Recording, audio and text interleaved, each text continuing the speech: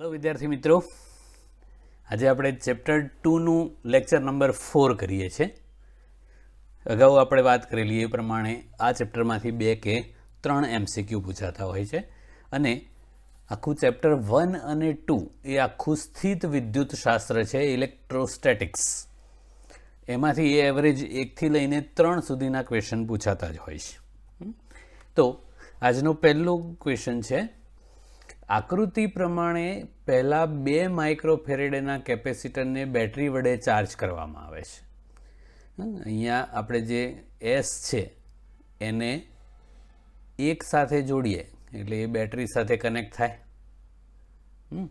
અને પછી કળ એસને સ્થિતિ 2 તરફ ફેરવીને બેટરી દૂર કરી અને 8 માઇક્રોફેરાડેના બીજા કેપેસિટર સાથે જોડવામાં આવે તો સંગ્રહિત ઉર્જાનો ખાલી જગ્યા ભાગ વિખેરણ પામે. આપણે એનો પ્રતિશત ફેરફાર શોધવાનો છે. આ કી આ બાજુ કનેક્ટ કરી દઈએ એટલે એ ફૂલ ચાર્જ સ્થિતિવાળું જે 2 માઇક્રોફેરેડે કેપેસિટર હોય એ હવે 8 માઇક્રોફેરેડેના ખાલી કેપેસિટર સાથે જોડાય. એટલે વિદ્યુત ભાર છે એ અમુક અંશે 2 માઇક્રોફેરેડેના કેપેસિટરમાંથી 8 માઇક્રોફેરેડેના કેપેસિટરમાં આવે અને એ દરમિયાન પ્રવાહ વહેતો હોય એટલે ઉર્જાનો વ્યય થાય. તો એ વ્યય થતી જે ઉર્જા છે એ પહેલાં વધારે હોય ને પછી ઓછી હોય એટલે U1 માઇનસ U2 છે. તો એ half C1 C2 upon C1 plus C2 into V1 minus V2 whole square વડે દર્શાવાય છે. શરૂઆતમાં આ C2 છે 8 માઇક્રોફેરાડેવાળું કેપેસિટર એ કનેક્ટેડ નહોતું એટલે એનો વિદ્યુત સ્થિતિમાનનો તફાવત V2 શૂન્ય હોય તો V2 0 લઈ લઈએ એટલે half C1 C2 upon C1 plus C2 into V1 square થાય. હવે આપણે આંશિક ઘટાડો શોધવો છે તો પ્રારંભિક ઉર્જા વડે એને ભાગી નાખીએ તો આંશિક ફેરફાર મળે. તો આ half C1 C2 upon C1 plus C2 into V1 square અને પ્રારંભિક ઉર્જા એટલે આ C1ની ટોટલ જે ઉર્જા પ્રારંભમાં હોય એ હાફ C1 V1 સ્ક્વેર છે. એ V1 એટલે આપણે લાગુ પાડેલું વોલ્ટેજ. હાફ હાફ ઉડી જાય, V1 સ્ક્વેર ઉડી જાય, એક C1 ઉડી જાય એટલે C2 upon C1 plus C2 બચે. તો C2 8 માઇક્રોફેરાડે છે, C1 2 માઇક્રોફેરાડે છે પ્લસ 8 એટલે આ 8/10.8 થયું. પ્રતિશત ઘટાડો શોધવો હોય તો 100 વડે ગુણી નાખો એટલે 80% ઉર્જાનો વ્યય થાય. અને છેવટે આ બંને જોડ છે એની ટોટલ ઉર્જા છે એ પ્રારંભિક ઉર્જાની 20% જ હોય અને 80% ઉર્જાનો વ્યય થઈ જાય. ઓકે,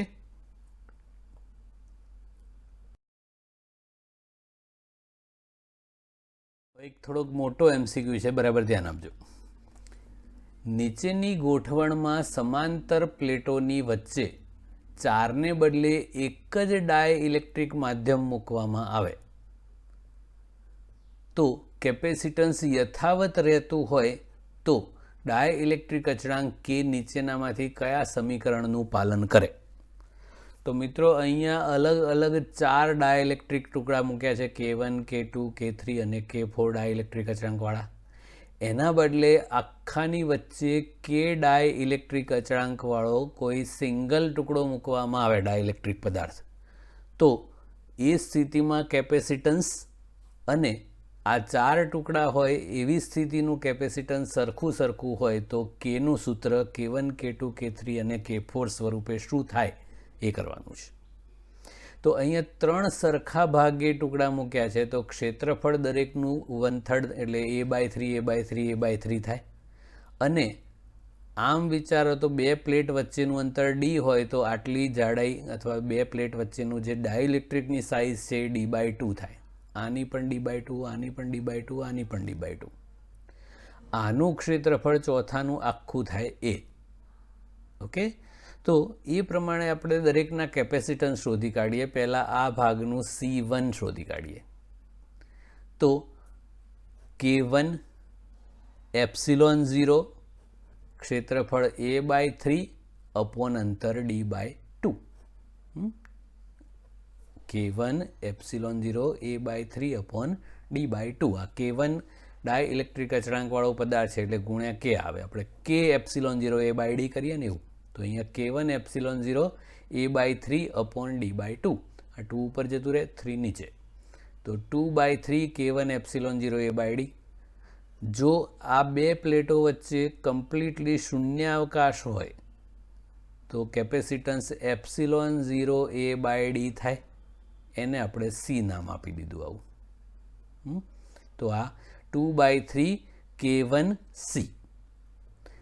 એવું જ K2 ડાય ઇલેક્ટ્રિક અચળાંકવાળો પદાર્થ હોય તો એમાં પણ અંતર D/2, ક્ષેત્રફળ A/3 છે.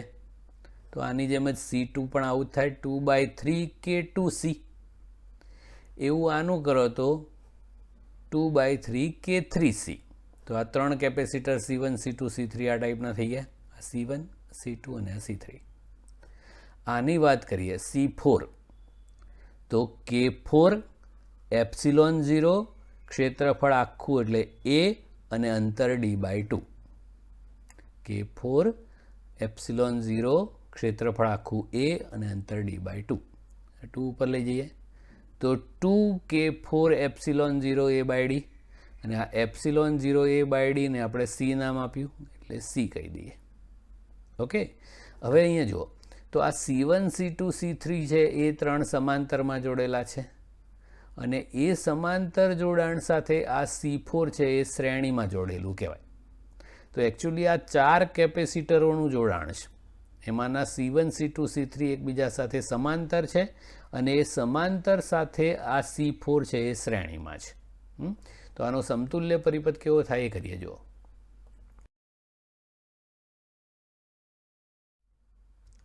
તો આપણે C1, C2, C3 3 સમાંતરમાં થયા, અને એ સમાંતર જોડાણ સાથે આ C4 શ્રેણીમાં છે. તો સૌથી પહેલાં તો આ C1, C2, C3 સમાંતર જોડાણ છે એનું સમતુલ્ય કેપેસિટન્સ C5 કરી દઈએ. કેટલું થાય? તો સમાંતર જોડાણમાં સરવાળો C1 + C2 + C3. તો દરેકમાંથી 2/3 C કોમન કાઢી લીધા આપણે જે સૂત્રો બનાવ્યા એમાંથી, એટલે into bracket K1 + K2 + K3. અને આ C4 છે એ તો સિંગલ જ છે. હવે આ C5 અને C4 બંને શ્રેણીમાં છે, તો એનું સમતુલ્ય કેપેસિટન્સ C6 કહીએ તો આવું થાય. શ્રેણી જોડાણ માટે 1/C6 = 1/C4 + 1/C5. હવે આ જે C6 છે એ આપણે K ડાય ઇલેક્ટ્રિક અચળાંક ધરાવતું માધ્યમ ધરાવતું કેપેસિટર લઈએ તો એનું કેપેસિટન્સ C6 એટલે actually K times epsilon 0 A/D એટલે KC કહેવાય. એપ્સિલોન 0 A/D એટલે C. તો આ K એપ્સિલોન 0 A/D એટલે કે KC. તો આ C6 ની જગ્યાએ અહીંયા લખી દીધું KC. પછી C4 એ આપણે કરી દીધું 1/2K4 × C, અને C5 ની કિંમત આ છે, તો એ 2C કૌંસમાં K1 + K2 + K3, અને આ 3 છેદના છેદમાંથી અંશમાં ઉપર જતું રહ્યું. ઓકે, હવે આ સમીકરણને બંને બાજુ આપણે 2C વડે ગુણી નાખીએ તો આ CC ઉડી જશે એટલે આ 2/K, આમાં 2 અને C બંને ઉડશે એટલે 1/K4, અહીંયા 2C ઉડી જશે એટલે 3/K1 + K2 + K3. એટલે આ સાચો સંબંધ આ છે. ઓકે,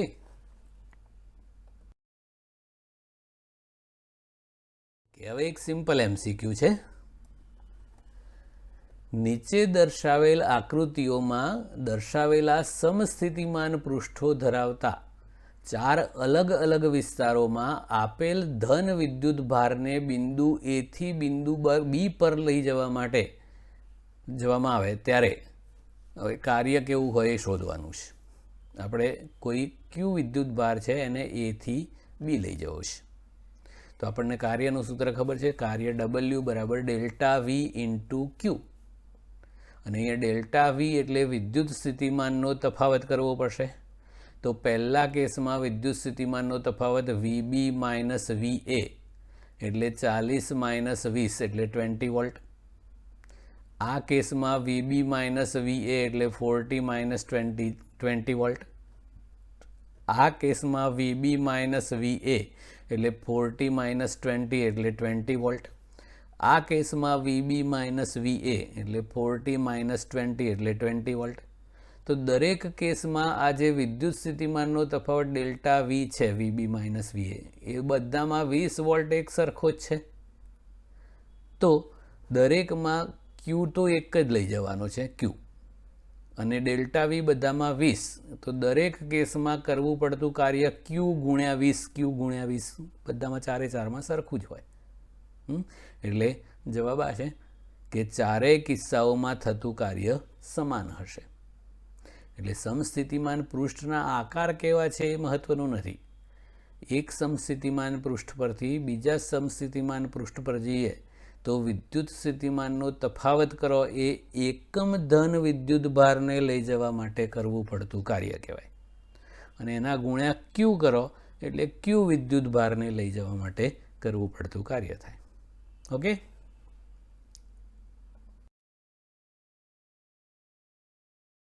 હવે એક રિપીટ ક્વેશ્ચન છે.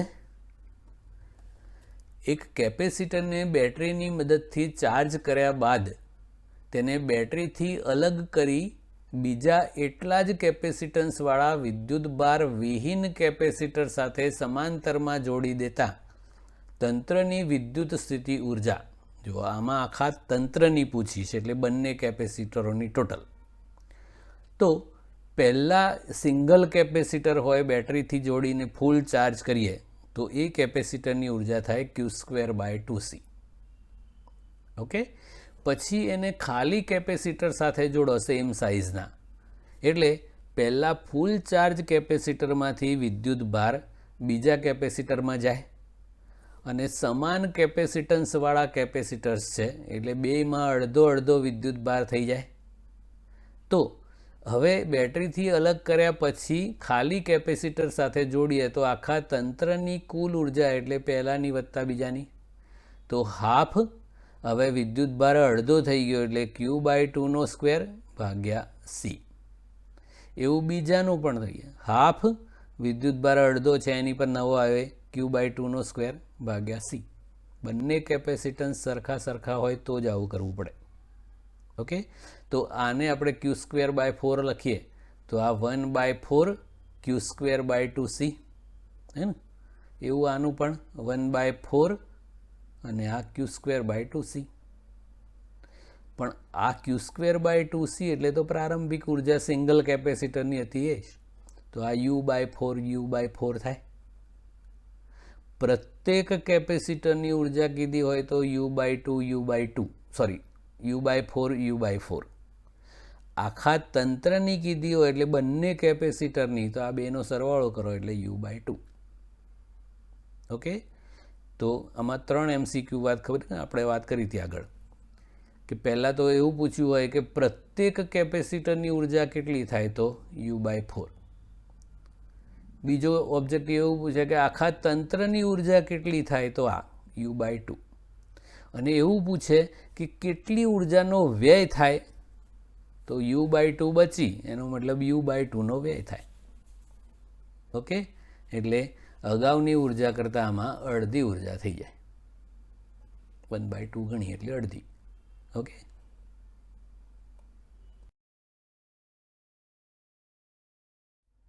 ઓકે. હવે નેક્સ્ટ ક્વેશ્ચન. સમાંતર પ્લેટ કેપેસિટરને ચાર્જ કરતા તેની કોઈ એક પ્લેટ ઉપર બીજી પ્લેટ વડે લગાડવામાં આવતું સ્થિત વિદ્યુત આકર્ષણ બળ. તો મિત્રો પહેલી પ્લેટ છે એને ધારો કે આપણે બીજી પ્લેટના વિદ્યુત ક્ષેત્રમાં મૂકી એવું કહીએ, તો F = QE પ્રમાણે પહેલી પ્લેટ ઉપર લાગતું બળ એટલે Q × બીજી પ્લેટનું વિદ્યુત ક્ષેત્ર ગણાય, E2. ઊંધું લેવું હોય તો પણ ચાલે. તો આ Q અને વિદ્યુત ક્ષેત્ર, તો સિંગલ પ્લેટ માટે આપણે કેપેસિટરની સિંગલ પ્લેટ વડે ઉદ્ભવતું વિદ્યુત ક્ષેત્ર તો σ/2ε0 થાય ને. અને એ સિગ્મા એટલે વિદ્યુત ભાર પૃષ્ઠ ઘનતા Q/A. તો અહીંયા ક્યુ બાય એ મૂકી દીધું સિગ્માની જગ્યાએ, એટલે આ Q²/2ε0 એ થયું. તો એ બળ છે એ પ્લેટ પરના વિદ્યુત ભાર ઉપર, પછી એ પરમિટિવિટી ઉપર અને પ્લેટોના ક્ષેત્રફળ પર આધાર રાખે. બે પ્લેટ વચ્ચેનું અંતર આમાં ક્યાંય આવતું નથી, એટલે એ બે પ્લેટ વચ્ચેના અંતર ડી પર આધાર ના રાખે, એટલે ડીથી સ્વતંત્ર છે એવું કહેવાય. ઓકે.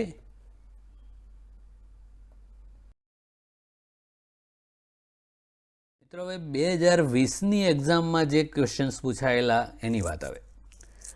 હવાનું માધ્યમ ધરાવતા એક સમાંતર પ્લેટ કેપેસિટરનું કેપેસિટન્સ 6 માઇક્રોફેરાડે છે. એક ડાયઇલેક્ટ્રિક માધ્યમ ઉમેરતા આ કેપેસિટન્સ 30 માઇક્રોફેરાડે થાય છે. તો આ માધ્યમની પરમિટિવિટી એટલે એપ્સિલોન કેટલી થાય? તો આપણને ખબર છે કે ડાયઇલેક્ટ્રિક મૂક્યા પહેલાં, એટલે જ્યારે હવાનું માધ્યમ હોય એ વખતનું કેપેસિટન્સ ધારો કે C0 હોય અને એની અંદર કે ડાયઇલેક્ટ્રિક અચળાંક ધરાવતો પદાર્થ મૂકવામાં આવે તો કેપેસિટન્સ કે ગણું થઈ ગયું, એટલે C બરાબર કે C0 થઈ જાય છે. હવે ડાયઇલેક્ટ્રિકની અચળાંકની વ્યાખ્યા પ્રમાણે શૂન્યાવકાશની સાપેક્ષે આપેલ માધ્યમની પરમિટિવિટી એટલે તે માધ્યમનો ડાયઇલેક્ટ્રિક અચળાંક. તો કે બરાબર એપ્સિલોન એટલે આપેલ માધ્યમની પરમિટિવિટી ભાગ્યા એપ્સિલોન 0 એટલે શૂન્યાવકાશ અથવા હવાની પરમિટિવિટી. તો આ એપ્સિલોન બાય એપ્સિલોન 0 કેની જગ્યાએ મૂકી દીધું. હવે સી આપણને અંતિમ કેપેસિટન્સ 30 માઇક્રોફેરાડે આપેલું છે. એપ્સિલોન એ માધ્યમની પરમિટિવિટી આપણે શોધવાની છે. એપ્સિલોન 0ની કિંમત આપણને ખબર છે 8.85 × 10⁻12 અને C0 એટલે પ્રારંભિક કેપેસિટન્સ 6 આપેલું છે. ઓકે, તો આ 5 થઈ જાય અને આને ઉપર લાવી દીધો. આ બેનો ગુણાકાર કર્યો લગભગ 44 થાય અને આ 10⁻12 અને આપણને જે પ્રમાણેના ઓપ્શન આપ્યા છે એ પ્રમાણે અહીંયા 2 પોઈન્ટ ખસેડી દીધા, એટલે આ 0.44 × 10⁻10 coulomb square upon newton metre square થાય. ઓકે, એટલે આ ડી જવાબ છે એ સાચો છે. તો અહીંયા આપણે બે સૂત્રો ભેગા કરવાના છે. એક સી બરાબર KC0, પછી કે બરાબર એપ્સિલોન અપોન એપ્સિલોન 0. એ અંદર કિંમત મૂકીને પછી તો સાદુરૂપ જ છે, સિમ્પલ છે.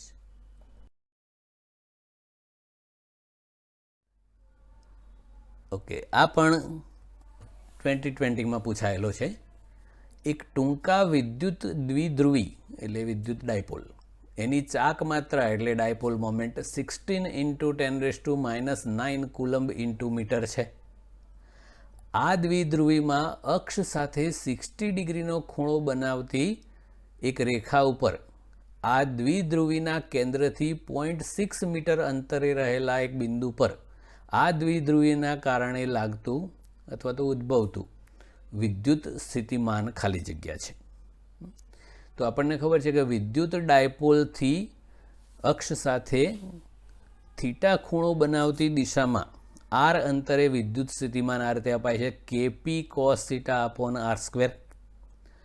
કે એટલે 9 × 10⁹. પી ડાયપોલ મોમેન્ટ આપેલી છે 16 × 10⁻9.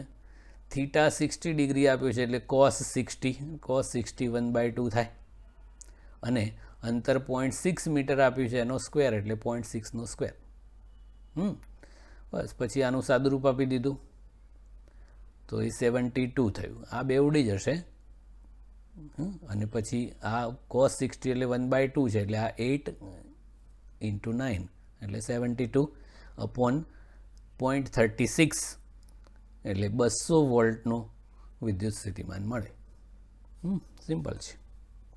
અને લાસ્ટ 0.2 મીટર ક્યુબ કદના અવકાશના એક ચોક્કસ ક્ષેત્રમાં 5 વોલ્ટનો સમાન વિદ્યુત સ્થિતિમાન જોવા મળે છે. તો આ ક્ષેત્રમાં વિદ્યુત ક્ષેત્રનું પરિમાણ કેટલું હશે? તો દરેક સ્થાને અહીંયા એવું કીધું છે 5 વોલ્ટનું સમાન વિદ્યુત સ્થિતિમાન છે. તો આપણને ઈનો અને વીનો સંબંધ ખબર છે. ઈ બરાબર -dV/dr હવે એવું કીધું છે કે વી બધે 5 વોલ્ટ જેટલું એક સમાન એટલે અચળ છે, માટે વિદ્યુત સ્થિતિમાનનો ફેરફાર ડીવી બરાબર 0 થાય. વી અચળ હોય એટલે એનો ફેરફાર 0 થાય, અને ડીવી 0 થાય એનો મતલબ વિદ્યુત ક્ષેત્ર પણ 0 થઈ જાય. Okay, simple.